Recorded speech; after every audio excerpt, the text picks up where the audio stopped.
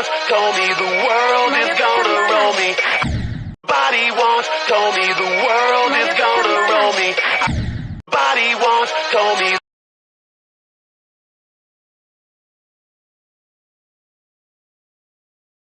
the world is gonna roll me. I ain't the sharpest tool in the shed.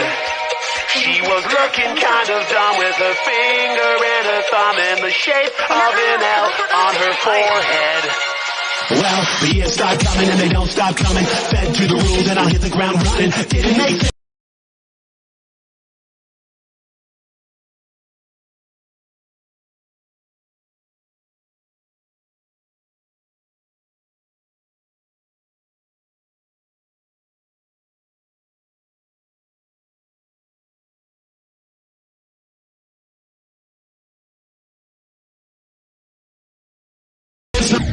Body once told me the world is gonna roll me. I ain't the sharpest tool in the shed.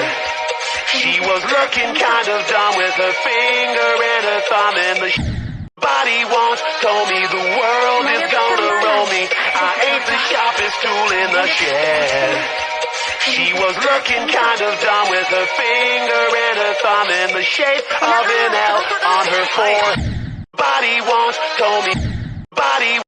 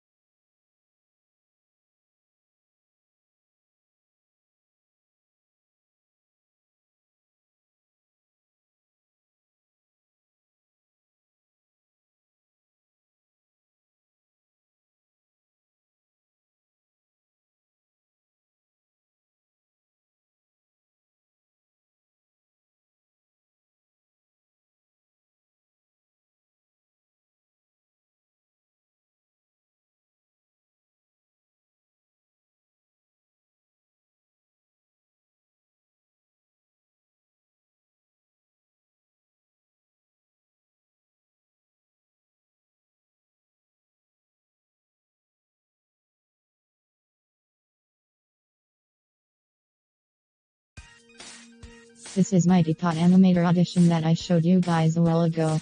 In the comment sections of both the animation and the process, there's been a mix of supportive comments, constructive criticism, and this shape world. Now I'm not gonna lie, I was caught a little off guard at first, but honestly, it's feedback like this that's the most valuable when it comes to developing your skills, and if I want to be a better animator, using this advice will help me do so let's do just that. The thing that I've probably gotten the most comments about is the mouths I use for lip sync, so I'll start with that. Up until now I've only had 2 sets of mouths. A smile and a frown, but only having 2 variations can get repetitive, so I gotta make more than just these.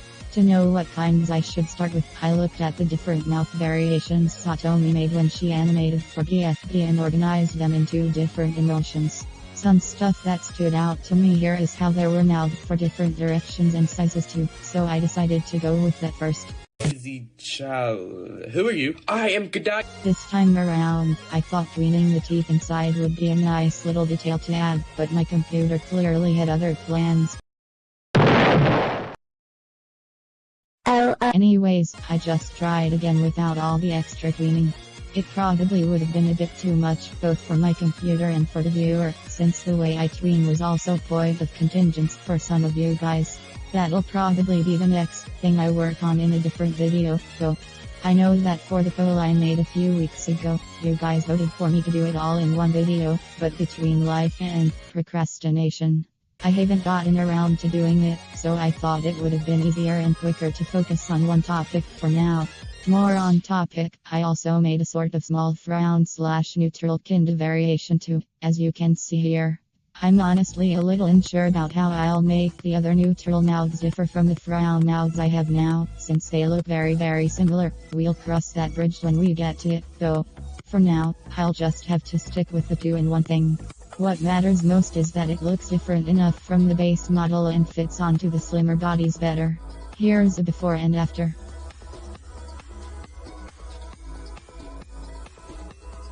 This is quite fun. Bounce, bounce! Next, I made some minus facing over the mouth without having probably just do it the long way if I really had to. After I made all the mouth symbols, I had to do quite a bit of tweaking to keep the sizes and positions more consistent. I feel like the asset I used as a sort of base for the mouths affected the way I drew them. For example, using Snowball as a base made the side mouth assets slant inwards more, which would be better for round characters like him, but not as much for more angular characters like Blocky. I make these tweaks later on in the video, but for now here's the before and after.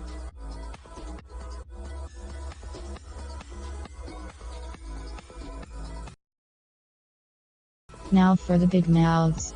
I drew these mouths from a front angle since the original one Satomi made was also from that person.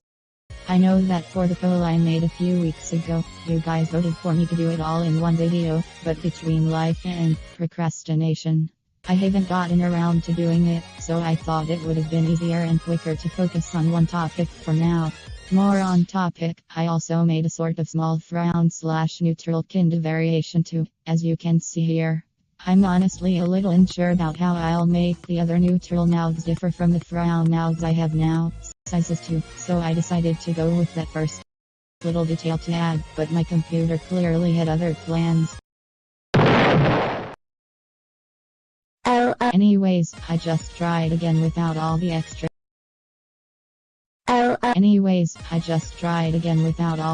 cleaning. It probably would have been a bit too much, both for my computer and for the viewer, since the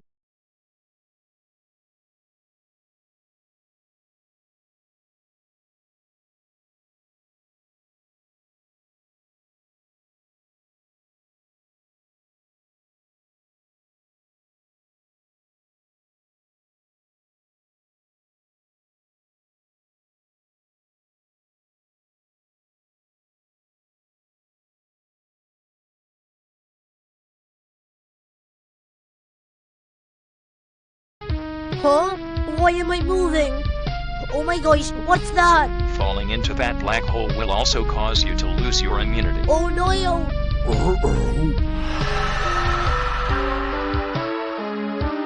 Ah! Hoy, where'd it go?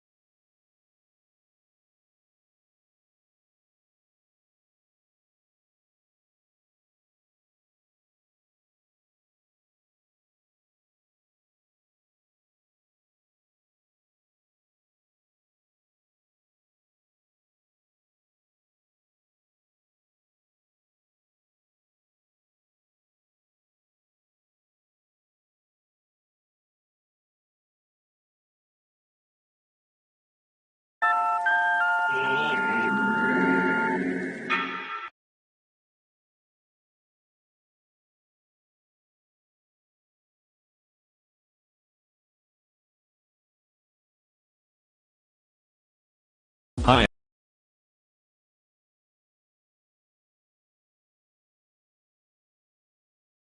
ChatGPT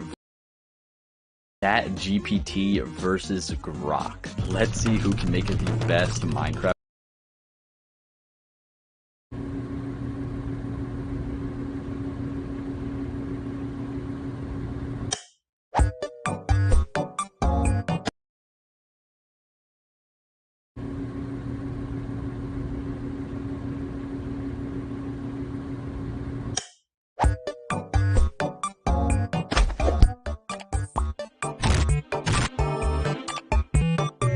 So I managed to remember the password of my account in Game Banana, and I was scrolling around to check out some stuff until I stumbled on this particular comment. He fell right off. I hope he gets back up. So I did what any normal person would do. Nothing. And by nothing, I mean read the modding document, learn composing, learning how hacks coding, redrawing, reanimate all the actors' background, finding my purpose in life, I have no idea what's going on. You know what? It's been 4 years anyway. What can go wrong?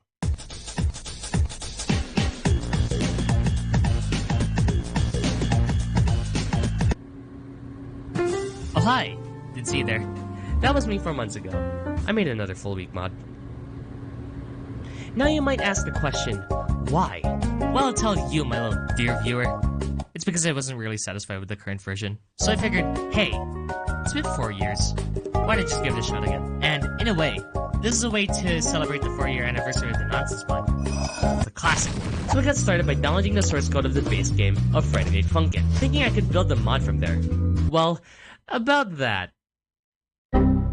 Yeah, the build is not really working because of some idiot making some typos in the freaking source code that refuses to make me work! But then Madbird suggested something. I mean, if anything, just working on the base game without needing the source code also is fine. Wait, scripts are like... Characters.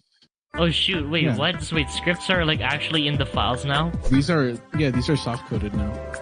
So, Heck yeah. What you've just heard Madbird describe is called V-Slice. So, let me get you the rundown of what V-Slice is. You kids play Minecraft, right? You know resource packs for Minecraft? Yeah, it's like that, but for Friday Night Funkin'. So now that I've got the engine in mind, after reading the entire modding document, I started designing nonsense for the mod. I had the original design as reference because I wanted to keep the vibe from the original while still having something new. I drew the pose concepts and whoa! Would you look at that? He got skinnier. What the fuck? Now that I've got the concepts done, I slapped those images into Adobe Animate, and I'm pretty much done with the sprites so far. Now, while I was about to put the sprites in the mod, I found that the current version of FNF supports Texture Atlas, which basically means, instead of sprite sheets, it dismembers your character's limbs violently and reassembles them in-game, which makes the game more optimized. And I thought, dude, that's so cool! You know what? I'm gonna export the sprite sheets into atlases because that's cooler. What the heck is this? Why is he built like that? After the release of the current Nonsense V1.5 mod, I realized what caused this issue to happen. It's just because the Atlas is specifically for the 2022 version of Adobe Animate, which I am using the 2019 version of Adobe Animate, which is why I hate Adobe! Anyway, now that I got the sprite sheets implemented, I then worked on the music, and I'd say 4 years might have improved my composing a bit.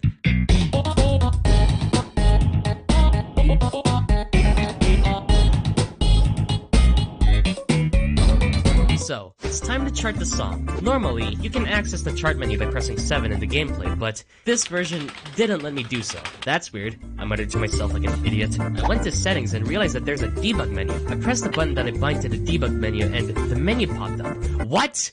Chart editor? Animation editor? Stage editor? Dude! This is so cool!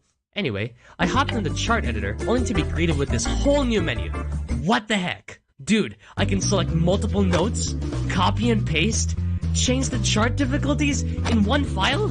I love this engine! Chart menu glazing aside, I made the chart for the song and started working on the background for the mod.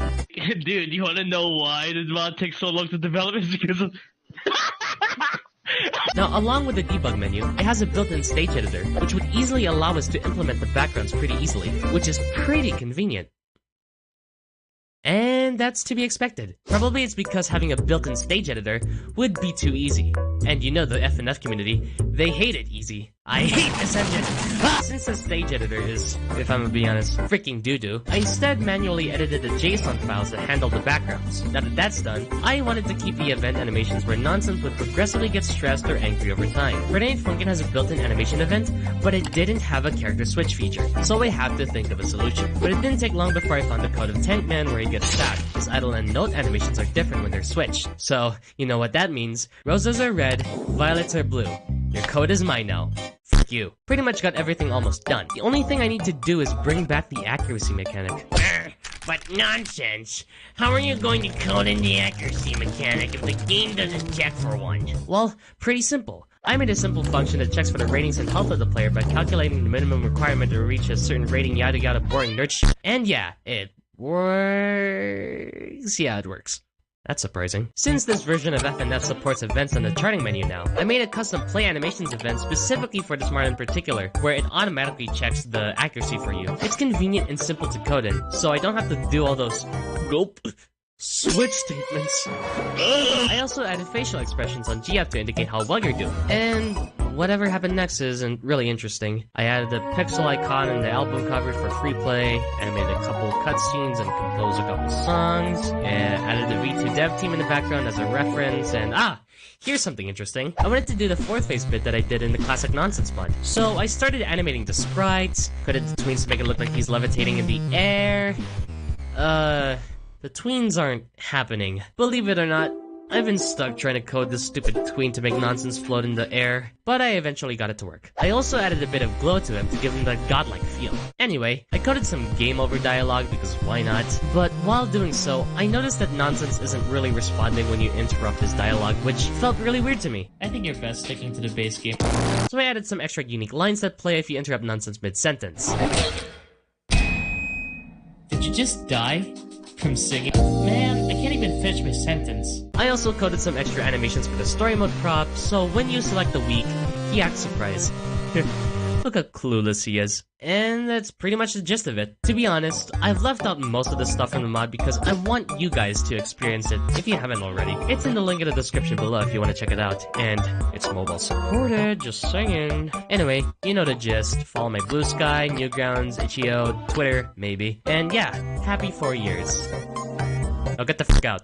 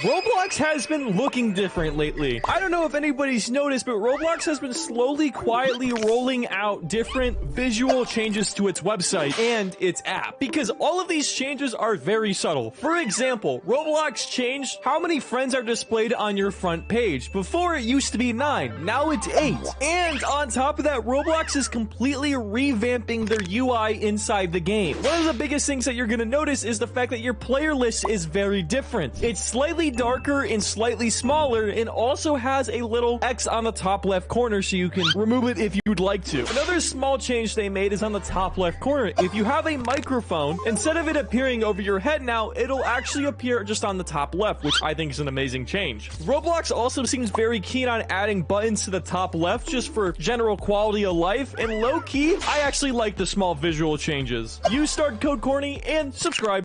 Roblox has been looking different lately. I don't know if anybody's noticed, but Roblox has been slowly, quietly rolling out different visual changes to its website and its app, because all of these changes are very subtle. For example, Roblox changed how many friends are displayed on your front page. Before, it used to be 9, now it's 8. And on top of that,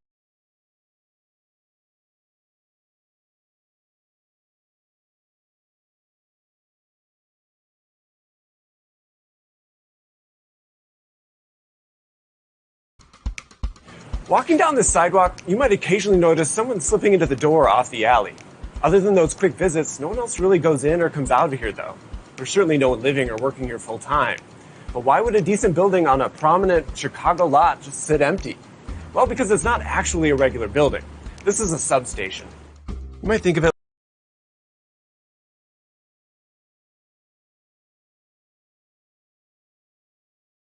You might think of it like a building-shaped switchboard powering this entire north side neighborhood of Chicago. And that periodic visitor, it's just checking in to make sure that things are running smoothly. Because buildings like this have extremely important jobs. Inside are 2 huge transformers. And these are kept some distance apart in case one overheats or catches fire. Thick copper bars connect them, channeling immense amounts of electricity. Then there's all the other gear, circuit breakers, safety relays, control panels, and monitoring systems that make sure that nothing goes wrong. There are batteries and heavy-duty switches tucked away safely on a separate floor even.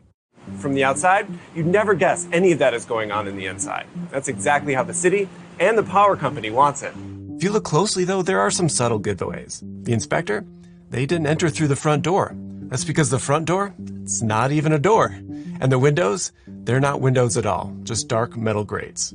Transformers, even efficient ones, lose enough heat to power 2,000 homes. And that heat needs to escape somehow. Substations take dangerously high voltage electricity from distant power plants and then lower it to a safe level for your home. High voltage travels efficiently, but would just blow out appliances instantly or be fatal in the event of a short.